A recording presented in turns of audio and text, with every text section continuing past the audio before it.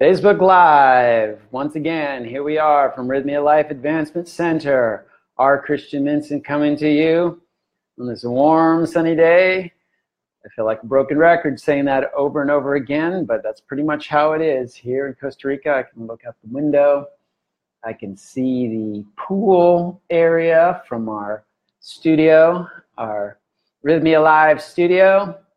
Welcome. One person so far. Welcome. As people join on, go ahead and type in the chat bar. Hello, how are you?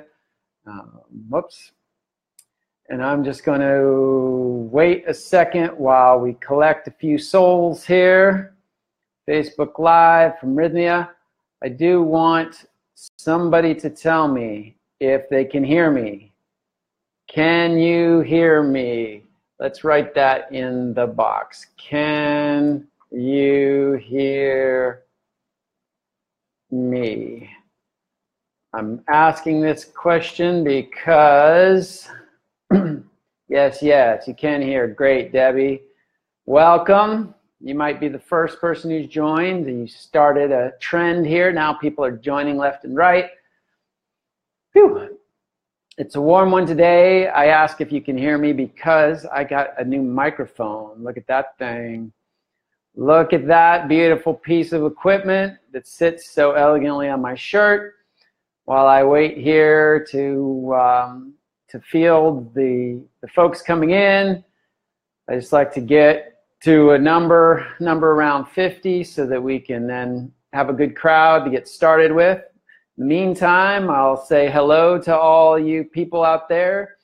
Debbie Garcia, I already said hi to, and loyal fan and follower. Marina McKenzie, that's right. You can hear me loud and clear. Excellent. From Canada. Beautiful. How many of you out there know that I'm actually part Canadian? Which part? The better part, of course. Half American, half Canadian. My mother was Canadian, born in Winnipeg. My father, American, born in Utah. I was born in Alabama, the military base, Fort Rucker, Alabama. I've lived in Canada. All right, now people are joining, saying hello. Hello from South Jersey, Keith. Hey, Alan. Hey, Sean. Hello. Debbie, you're grateful and ready for wisdom. Oh boy. Well, better find some quick here. 55. Whoop, 48. So we're about at the level that I like to begin. So I thought it jumped up, but yeah, it's about 50 now. So officially, welcome everybody to the Rythmia Live segment every Friday on breathwork and wisdom from myself, R. Christian Minson, the resident breathwork director here at Rythmia in Costa Rica, Rythmia Life Advancement Center. I am a certified transformational breath facilitator. I am a senior trainer with the Transformational Breath Foundation, and I was a monk at one time. It's something that people find pretty interesting. I also am an international speaker and author, travel all around the world, and I took part in this book here, Align, Expand, and Succeed, Shifting the Paradigm of Entrepreneurial Success, Merging the Field of Consciousness and the Fields of Business. For all of you out there who are conscious business people or aspiring to be conscious entrepreneurs and such, that book might be of interest to you. And it's available here at Rythmia. We sell it here at Rythmia in our bookstore, along with the other book, which kind of has light shining on it. Let's see, Shit the Moon Said by Jerry Powell. I did want to make mention while I got people here that to watch Mrs. Moon's Medicine on YouTube.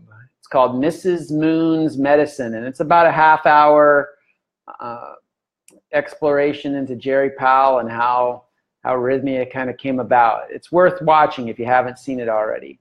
If you have seen it, give me some thumbs ups and some hearts or something like that. Let's see how many people have actually seen it. And if you haven't, that's fine, because that's why I'm announcing it. Go check it out. It's a pretty good film.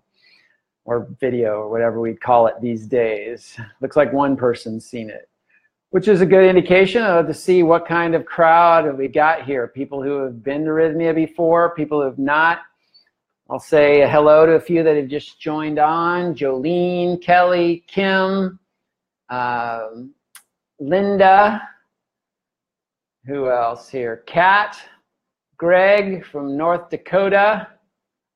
And or Noro Dakota, huh? Yeah. Samuel, Keith, Alan, we got you guys already. Marina, right on. Debbie, it's great. Candace Marie Fox joined. Hey, I know that girl. She works here. It's one of the many beautiful women that works here at Rythmia Life Advancement Center. So let's get on with it. Today's topic is life's a school. What's the lesson? I thought that was a pretty good general topic, and as I got into it, I realized that, man, it's a huge topic. Life has so many lessons, and I'll just give you a little insight into life here at Rythmia Advancement Center. Of course, the people that come here, the guests that come for our week program, some come for a 2-week program, they're getting their lessons in a very compressed period of time. It's like taking a year's worth of life and compressing it into a week. And in this week, intense stuff happens. It's, if you can imagine taking everything that would happen in a year and having it happen in a week. But that's why people are here, to really go through that accelerated learning, that accelerated evolution, and that accelerated understanding of the lessons of life. Now, for us who work here at Rythmia Life Advancement Center, it's equally as intense, but it seems like we get life compressed from a year into a week, but we do this over and over and over again. So I've been here now 6 months, and so what is that? 6 times 4 weeks, 24 weeks. It feels like I've been here for 24 years, right? Maybe not that long. We're trying to figure out some kind of calculation that maybe 1 month equals a year. So it feels like I've been here about 6 years now because of the intensity of life and learning. And don't think that just because we're here teaching this stuff that we aren't also students. And that's basically, the gist of my subject today is that life is a school, that life is a perpetual school. We're all in it. We're born into it. Some say that before we're even born, we sort of chose up in the astral worlds our lessons that we would learn. We even chose the people that we'd learn them with. And some of those people, our bestest of friends, chose to be the bad guys in this round so that we could learn some lesson that's going to help us evolve. So that really gets us into, as we're saying life's a school, what's the lesson? We have to review the purpose of life. And the purpose of life on one level, I talked about this before in one of my Facebook Lives, is really evolution. The purpose of life is to evolve, to become self-realized, to actualize our potential as not only human beings, but spirit beings, spiritual beings. But, to be a little more practical in this purpose of evolution, like how that really plays out in our lives is basically how happy we are.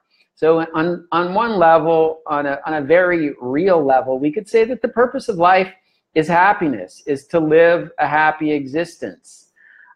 So in that, though, the real lesson then becomes, how do we get real happiness? What is real happiness? Obviously, we are pursuing happiness, and in the good old United States of America, it's even built into our Constitution. The life, liberty, and pursuit of happiness is our inalienable right, right? So, but we see people pursuing happiness all around. Hi, Asen, I got it. You're on.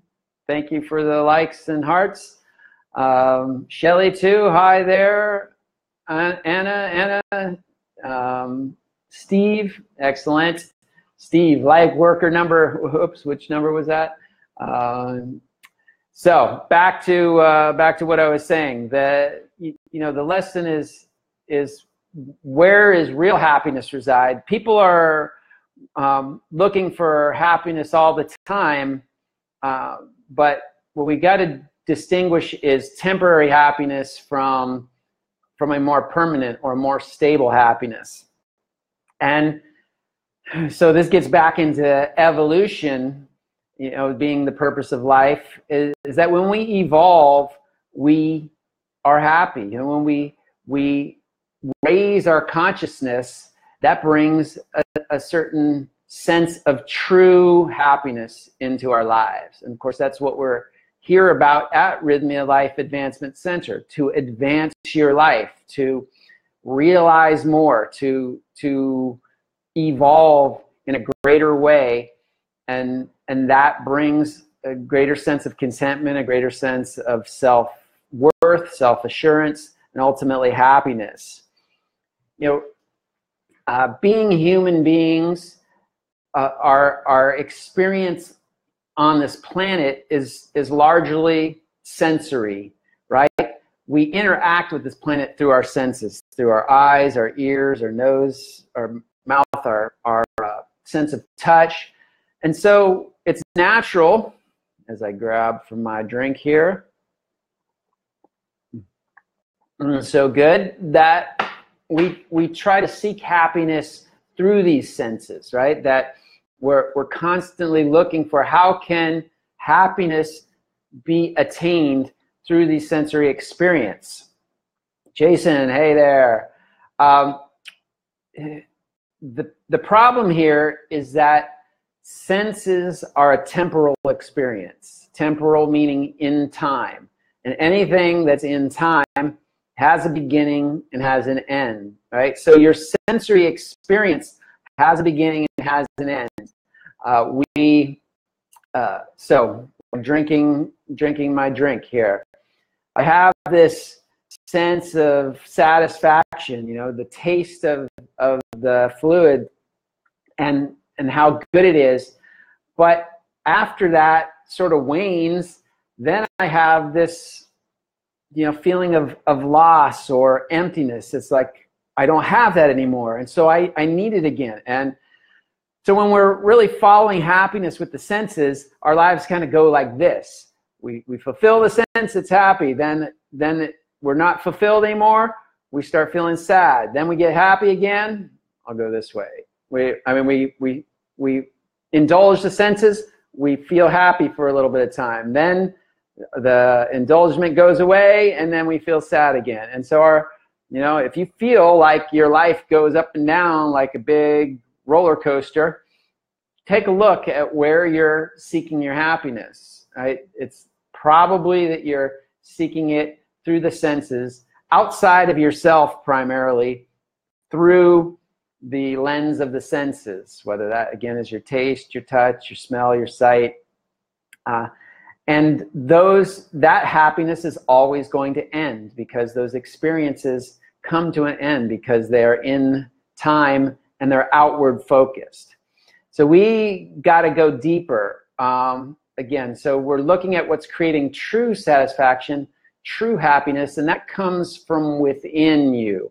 True happiness comes from within and is expressed without. You don't find it without and then grab it and bring it into you.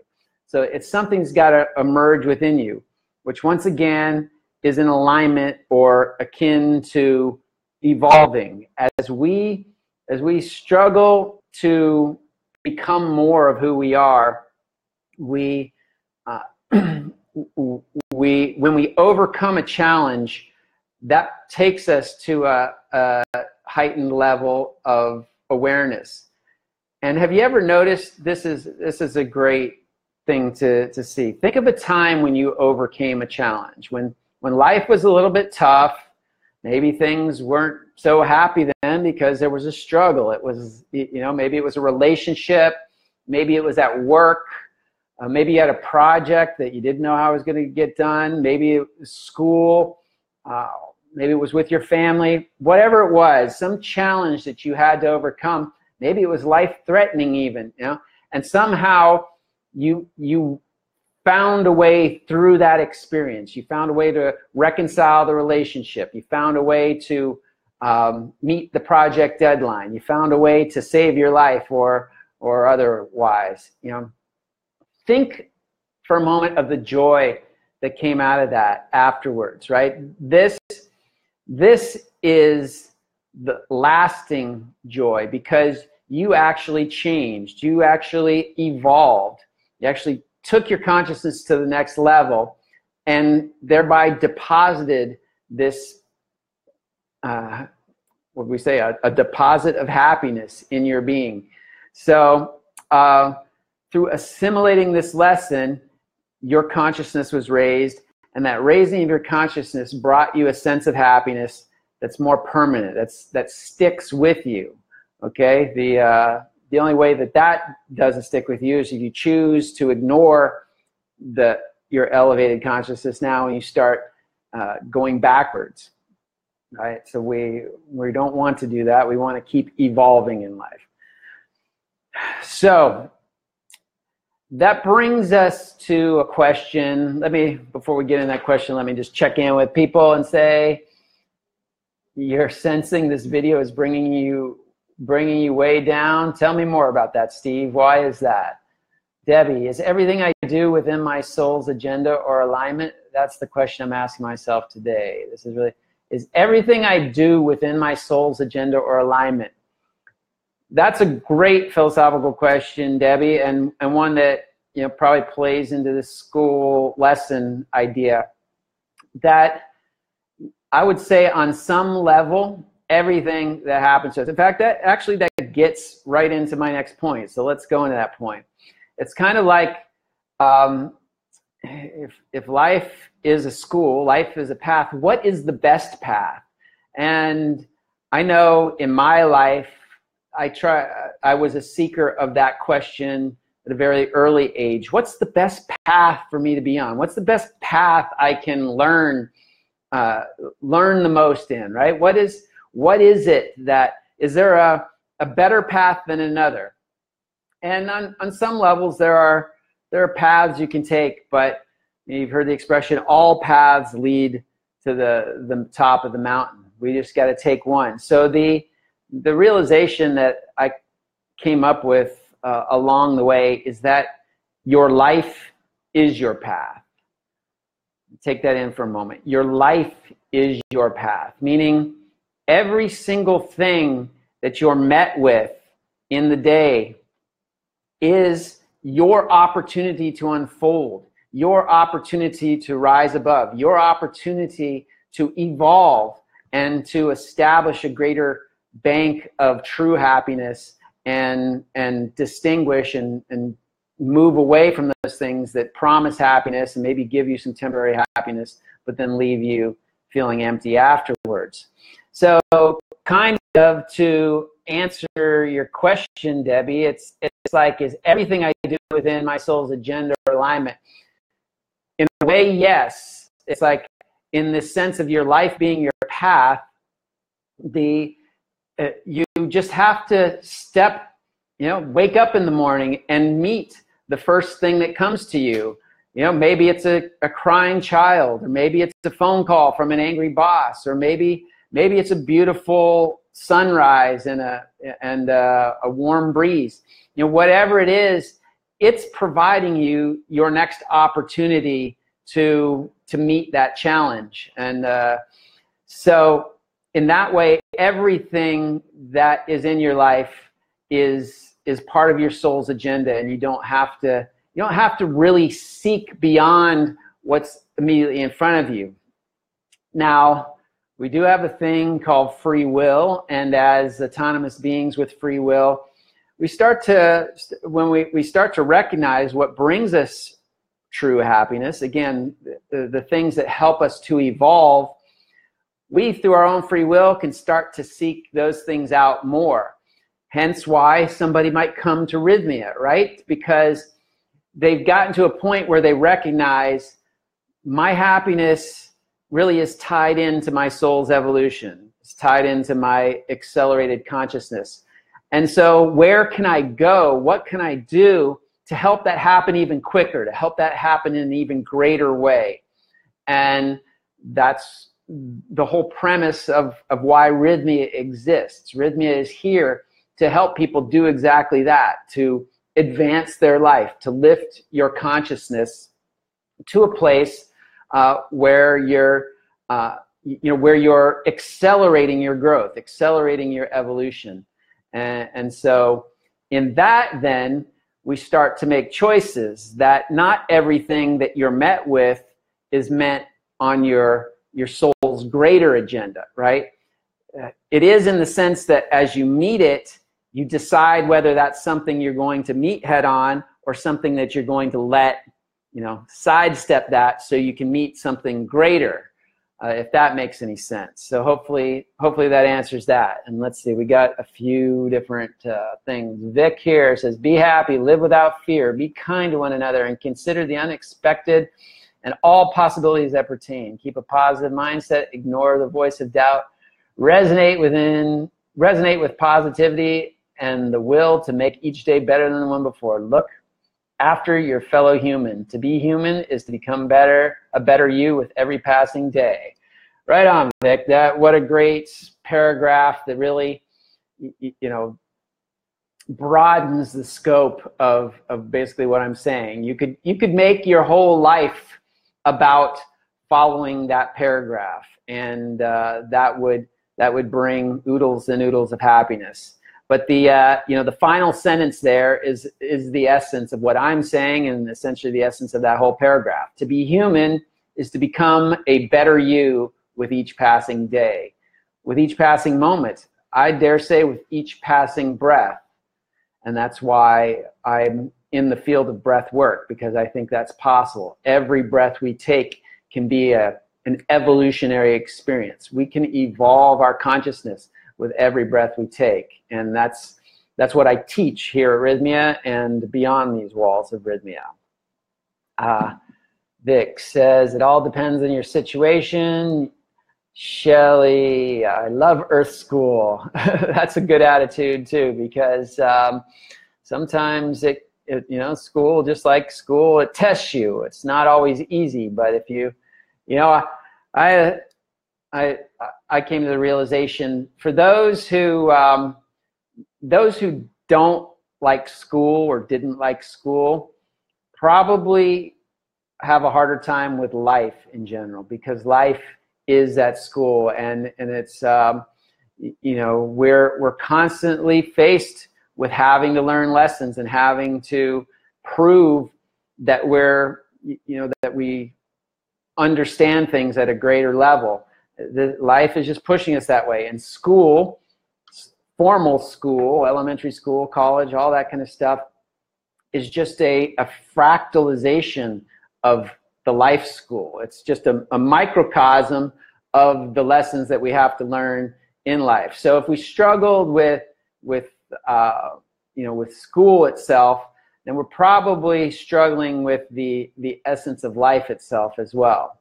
Doesn't mean you had to like school and all your teachers, and I know that things aren't always great, but consider that the more that you can align yourself with the idea that that life is school becomes easier to more palatable and more what can we say? Just you can accept the lessons that you learn there better. Debbie, makes perfect sense. Thank you. The exact reason you want to visit Rythmia. And Vic, Vic's paragraph is very helpful. Breathwork is a consciousness accelerator. Shelley, you're getting ahead of me there. But perfect statement, and that's essentially where we're headed. Once again,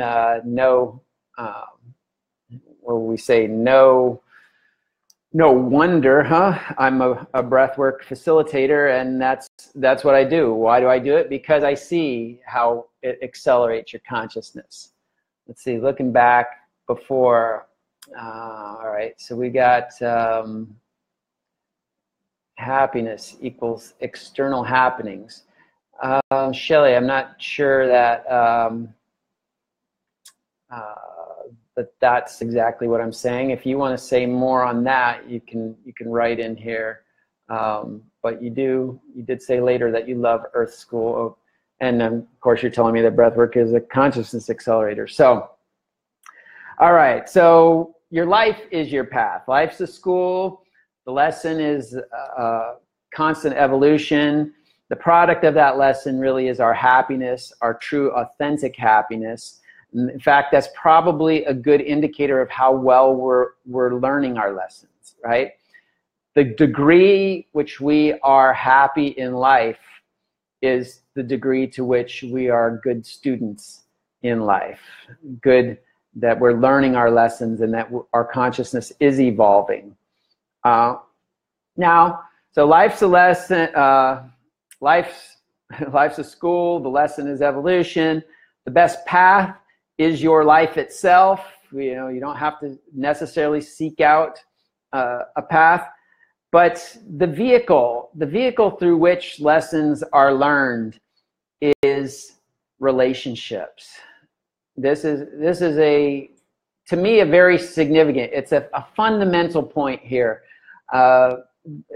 It almost seems obvious, but a lot of times we discount the fact that just think about every lesson that you've learned has most likely come through, or the majority of lessons that you've learned have come through some interaction with other beings, right?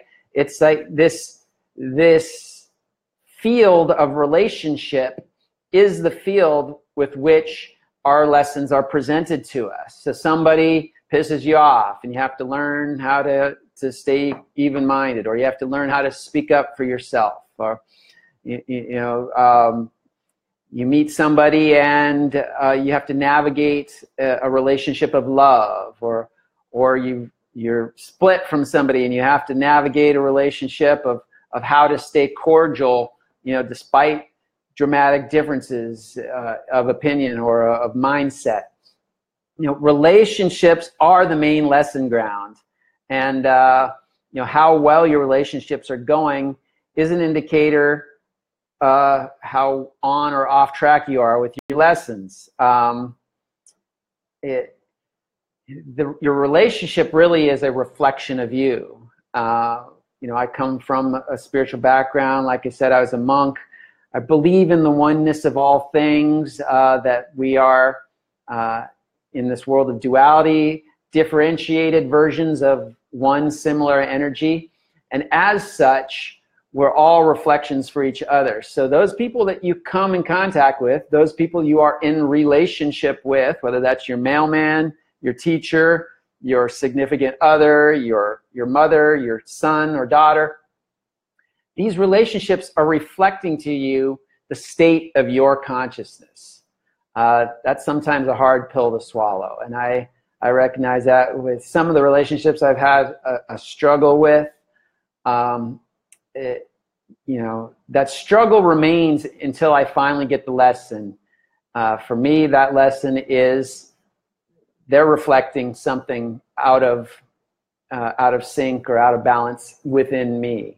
As soon as I get that lesson and address that inner balance issue, I can't tell you how many times it's like it's almost like magic. The outer circumstances, that relationship with that person improves, and everything is like it never happened. Right? So if you're looking at that relationship externally, if you're looking at it as the other person's fault, or this other person has to change before you can do something and all that, it's going to perpetually drive you crazy.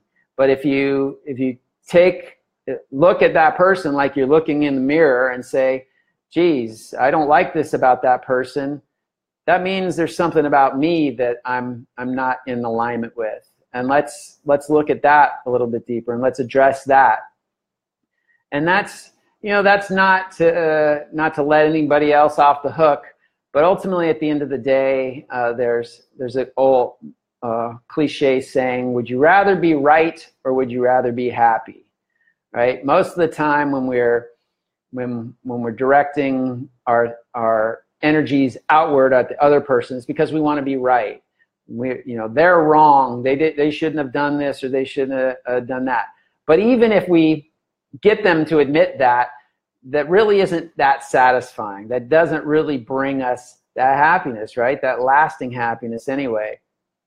So would you rather be right or would you rather be happy? Meaning that like you can let that other person go, because once again, you realize it's really about your own evolution, your own development. And if you turn the searchlights within and you work with yourself, you are going to evolve and you're going to be happy. And once again, like I said, as you look out, oftentimes that relationship will shift and change. If it's one that's no longer needed, that person will evaporate from your life and you don't have to worry about them anymore. If it's somebody that is significant still in your life, the relationship seems to change for the better, that there's more harmony, or there's more love, or there's more communication, or what have you. So this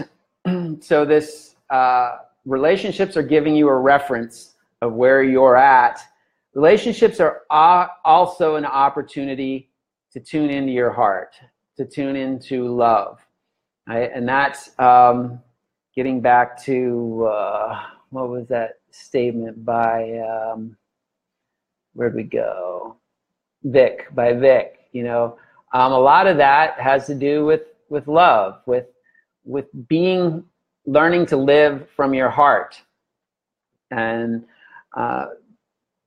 that's one of the lessons that relationship brings you. So let's see. Carla says, I've always said the attributes that annoy me most in other people are my own negative attributes. Beautiful, Carla. That's exactly what we're saying. And the more you realize that, then you know where to put your energies. The more we put our energies on trying to change somebody else, the more frustrated we tend to get. But you change your own negative attributes, and all of a sudden, not only are you happier, but you're better. You're a better person, and you don't have to have the reflection of those negative people.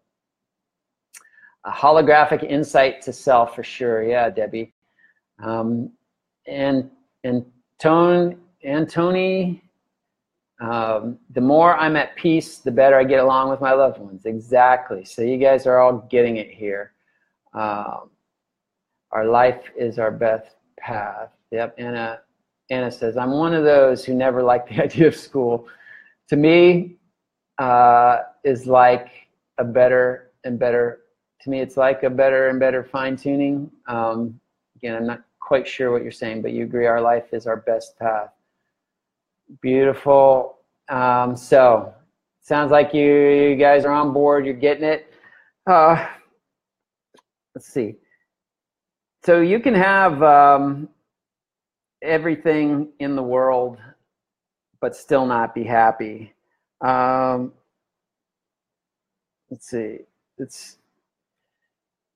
And in fact, that's a story. If you read Shit the Moon Said here, you'll get just that story. That's pretty much the story of Jerry's life. Jerry Powell, the CEO here, the creator of Rythmia, the guy who followed the wisdom of what he got in his own ceremonies to bring this place into manifestation. And he'd be the first to tell you that having everything in the world doesn't bring you happiness. That because he had at one time like 30 cars with 10 Ferraris and 6 different mansion houses, and every time he would buy something, it would give him happiness for about 10 minutes, which would turn into frustration and disgust and just like, buyer's remorse and all this stuff. What do I need this for? And so again, the outer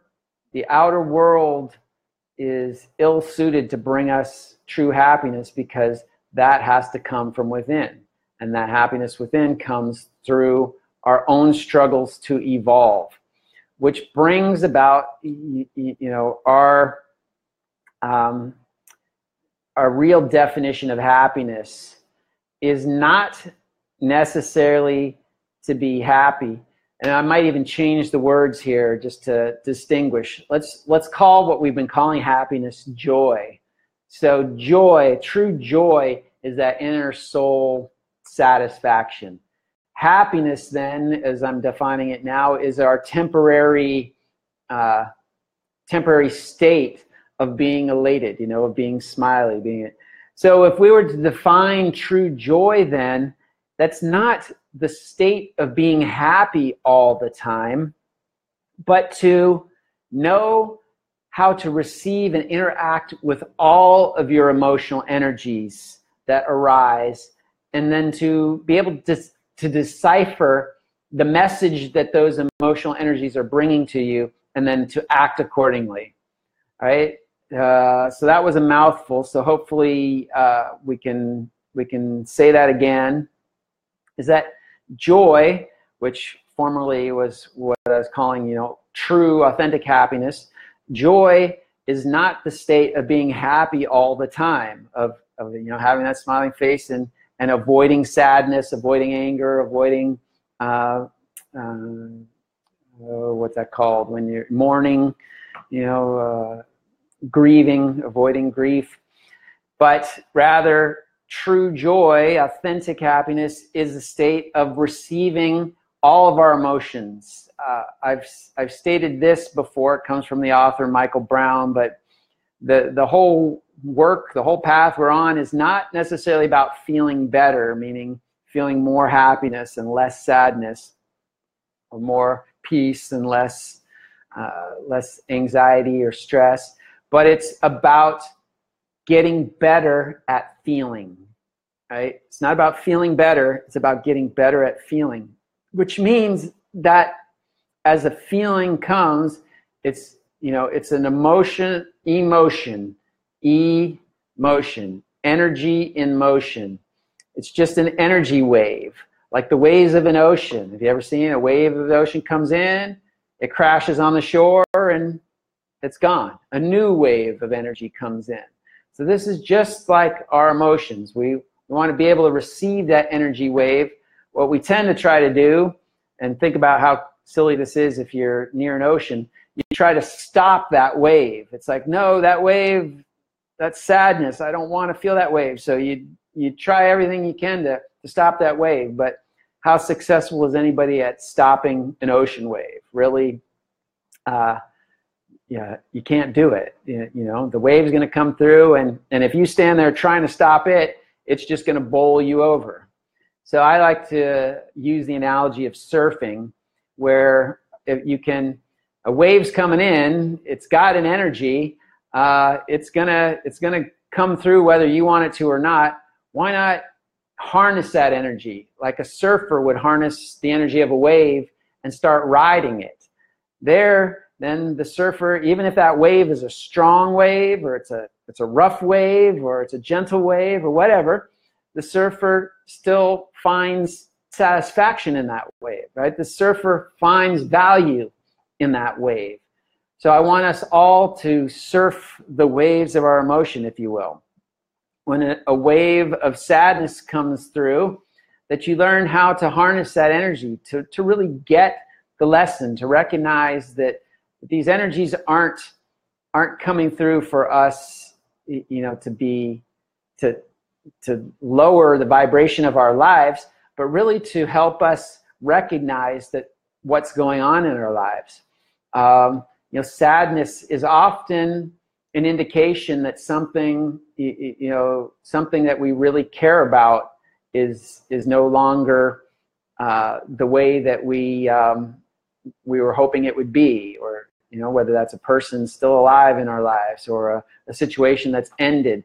And a lot of times the lesson there is detachment, not necessarily detachment like don't feel, but recognize that we have to let go. We have to let go of everything on this planet eventually, and we even have to let go of these bodies.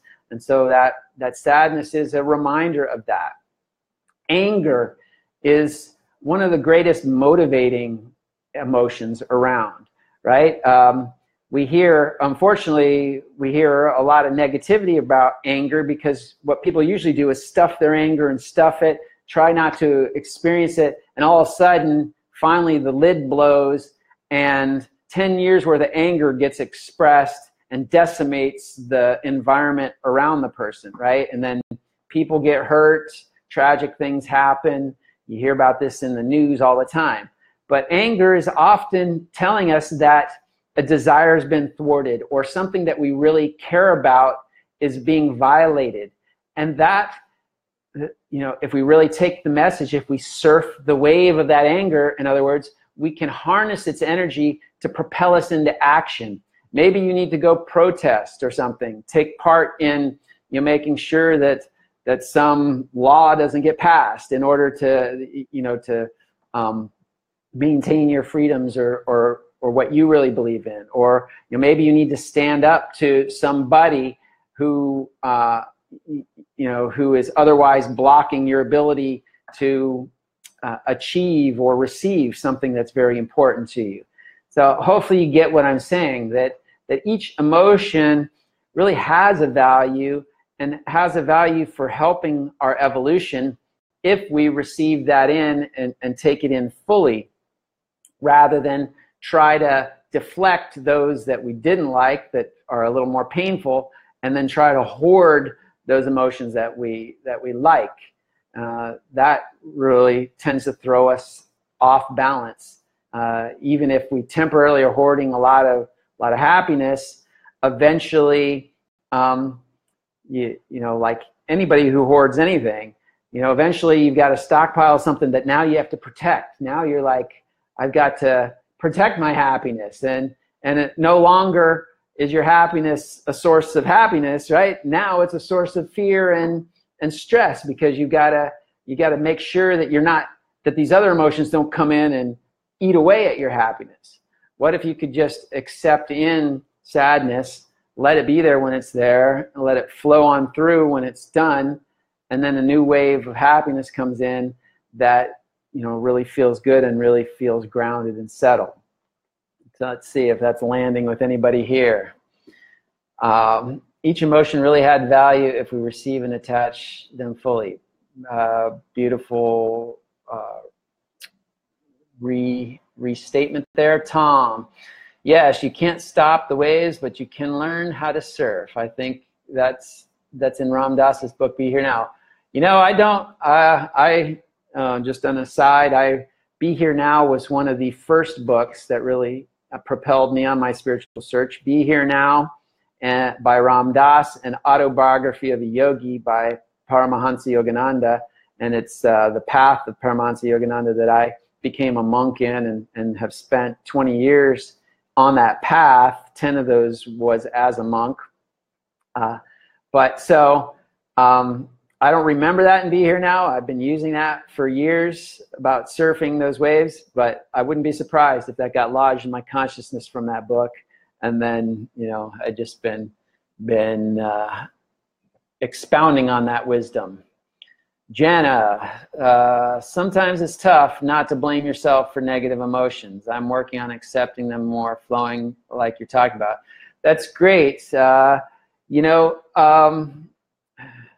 to blame yourself for negative emotions, how to not blame yourself. You'll recognize, one way might be to visualize emotions like I was just talking about, waves on an ocean. Would you blame yourself for being washed over by each wave that comes in the ocean? These are energies that are happening as a result of your interaction with the environment. There is some control we have over them, and I use that word control very gingerly, because that's often our problem, is that we control, right? We box away our sadness and our grief and all that, and we, like I said, try to hoard our happiness and all that, and that doesn't do us any good as it does to just receive sadness and then dwell in it and say, oh, woe is me, I'm a sad sack, life is never going to get better. Both of those are opposite poles of the extreme. So to recognize that your emotions come up, they're created by you and they're independent of you at the same time. Think of them as like messengers, mailmen coming up, and really strive to receive the message that the emotion has, and that may help you to be more detached from this sense of guilt or how did you put it, blaming yourself for the negative emotion. See if that works for you. Linda Wolf, a 29-year student of A Course in Miracles. The more I apply the form of forgiveness taught in that course, the more peace and joy I experience, and the nicer people around me seem to become. That's beautiful, Linda. And that is, one of the biggest lessons of the heart is forgiveness. Forgiveness is something that once again, as we start to look at our relationship to external versus internal, a lot of people feel like, I can't forgive that person because they're so mean or ugly or whatever it is. We start to recognize the internal experience. We recognize that forgiveness is actually liberating us. It's freeing us from holding on to this negative energy, which is actually just a reflection of that energy inside us. That other person is reflecting that negative energy back at us. We forgive it. It's like we release that negative energy, and that person often just fades away, or the relationship to that person shifts considerably. So beautifully put there, and Course in Miracles is a great body of teachings. Basis for contentment is being honest and open with oneself and their emotions. Beautiful, Anthony or Antoine. Sorry, I'm not sure how to pronounce your name. Jana, sometimes, yeah, we went through that one. Each emotion really had value if we receive and attach them fully.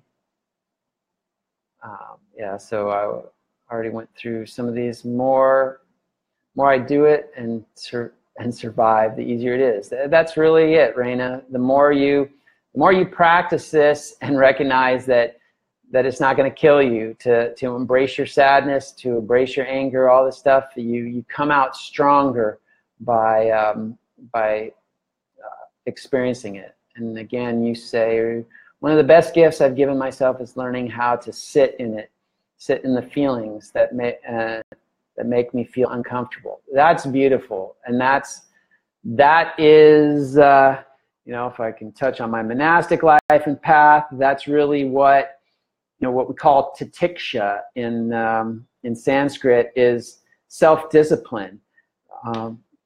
And you may have heard of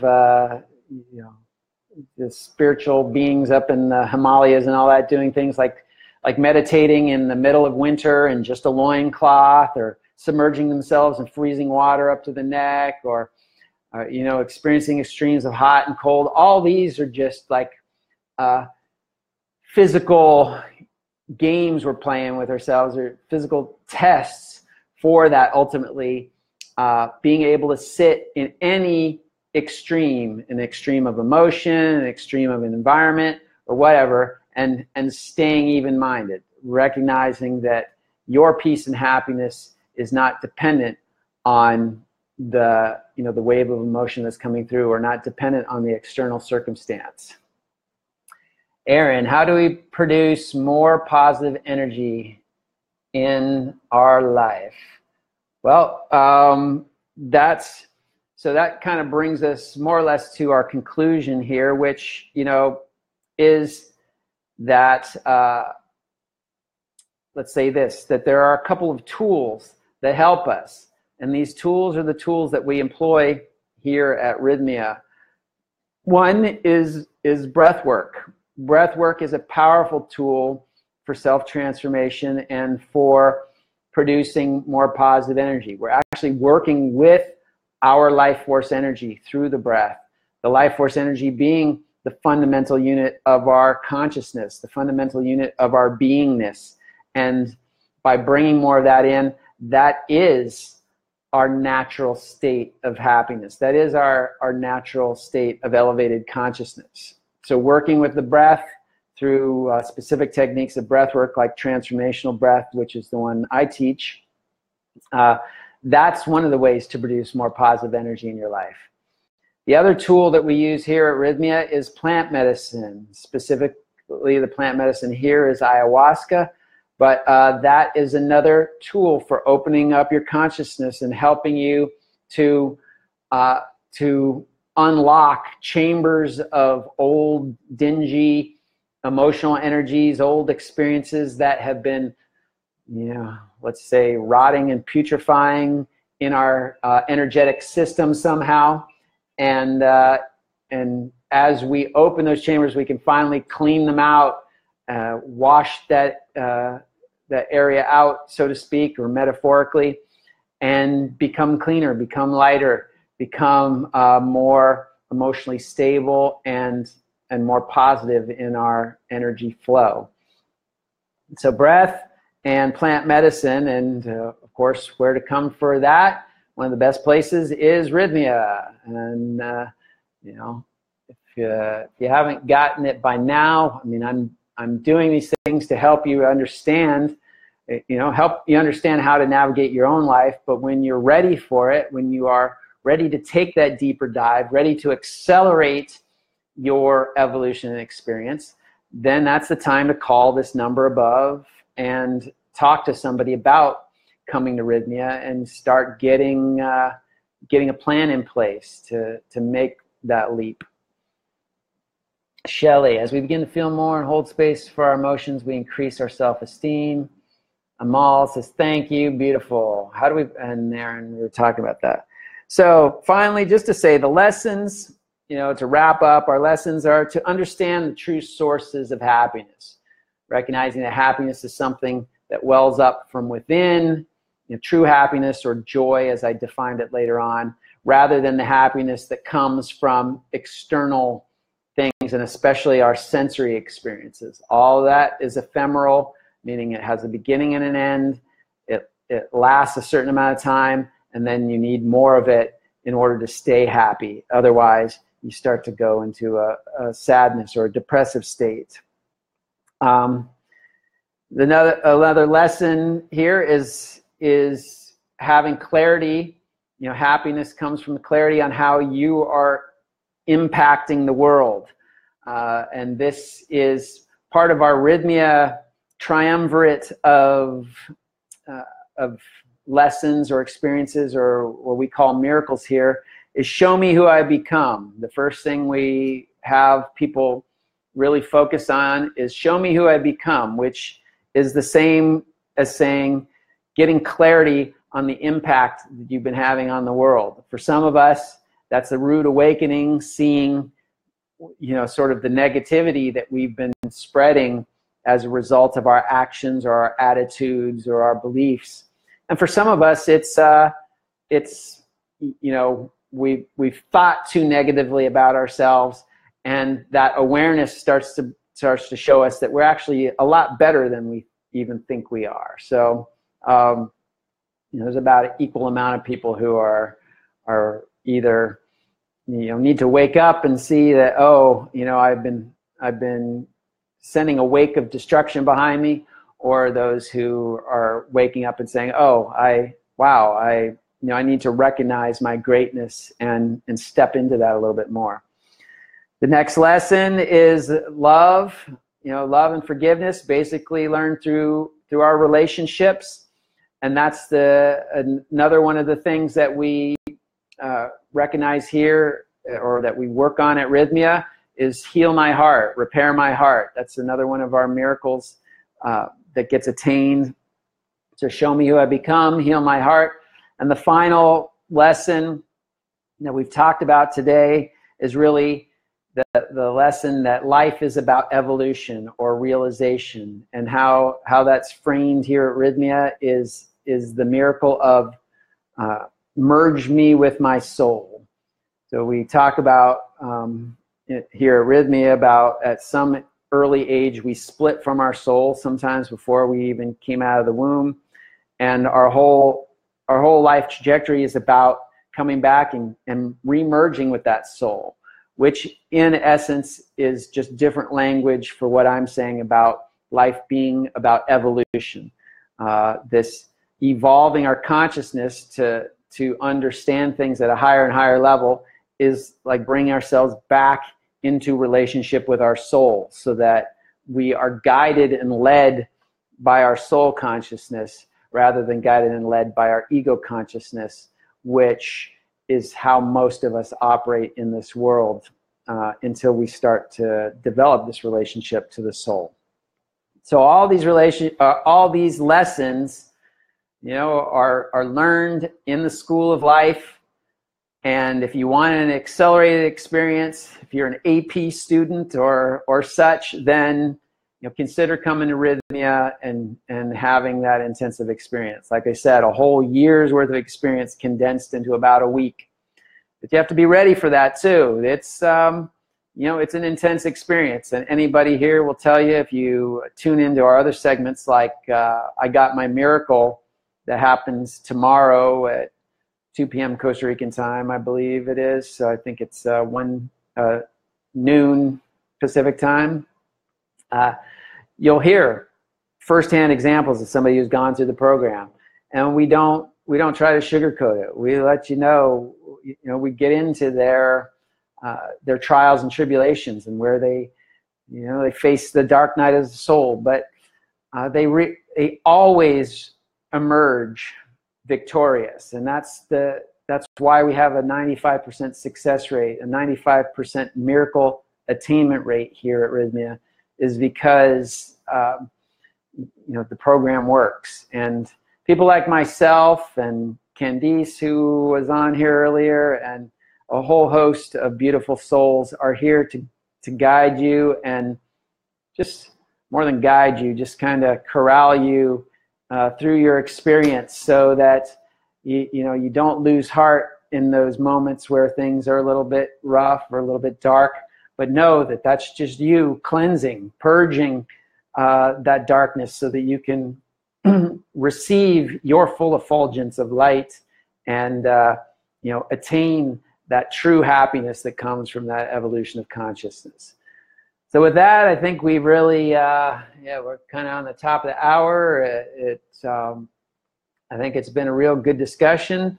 Let's see if anybody's saying anything about that. Anna just says yes. Beautiful. Debbie's reconfirming life is about evolution. Linda, thanks for being such a treasure. Oh, thank you, Linda. Aaron's saying thanks. Great. Everybody, Shelly, thank you for showing up and empowering others.